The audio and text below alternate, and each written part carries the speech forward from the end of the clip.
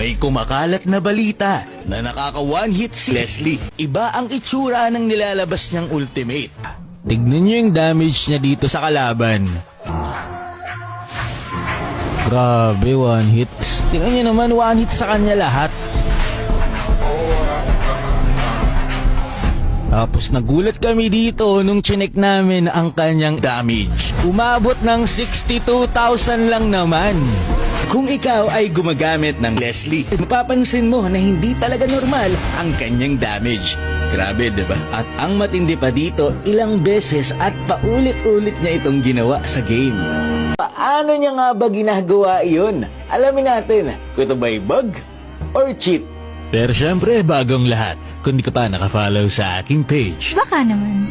Dahil dyan, sinubukan ko na rin ito sa classic muna. Kasi kapag sa ranking ko ginawa, kawawa naman yung mga kalaban kapag naabuso ko yung bug. So dito, pinapakita ko lang talaga sa inyo na nagagawa at gumagana ito sa totoong game.